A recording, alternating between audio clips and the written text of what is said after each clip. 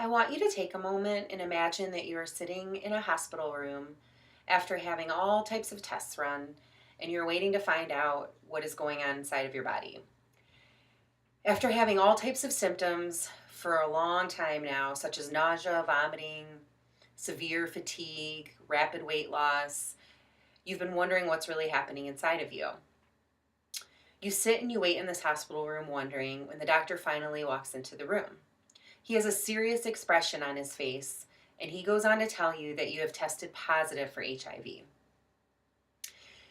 You look at him in disbelief and think that there is no way that you could have contracted this disease and that he must have you mixed up with somebody else. I had you imagine this story because I want to tell you about Mary Fisher, who gave a speech in 1992 at the Republican National Convention about her own personal diagnosis of HIV. She took the stand to passionately share and use her personal experience and personal diagnosis to try to lift the silence and the misconception about this disease and those that are stricken by this disease. She makes a plea out to all the political parties to help raise awareness and get rid of the confusion and misconception of HIV at the time. She gives a statistic of 200,000 people at that time that were dead or dying of HIV and AIDS, and 1 million more that were suffering and had been diagnosed with the disease. This disease was not very well known about, and people were very confused and did not have very much knowledge. She goes on to challenge people and say that HIV does not discriminate. It doesn't care about the color of your skin. It doesn't care if you are gay or you're straight. And it doesn't care about your upbringing.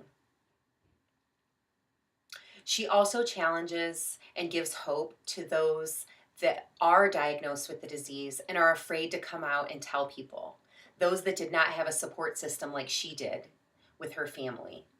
She talks about President Bush and Mrs. Bush and how supportive and compassionate they were and did not pass judgment on her. She gives a really great quote about stepping out, and I want to read it to you. They came after the Jews, and I was not a Jew, so I did not protest. They came after the trade unionists, but I was not a trade unionist, so I did not protest. They came after the Roman Catholics, but I was not a Roman Catholic, so I did not protest. Then they came after me, and there was nobody left to protest.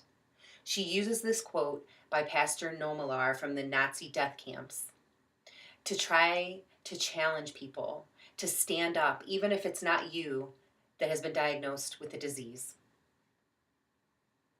She talks about challenging those that are unaffected and not to personally turn a blind eye to those that need help. She gives a final plea to the whole nation that those that are diagnosed and don't have a support system live in fear and they live in silence. She encourages and challenges them that they are not the ones that should be ashamed, but those that were prejudiced and confused about the diagnosis are the ones that should be ashamed.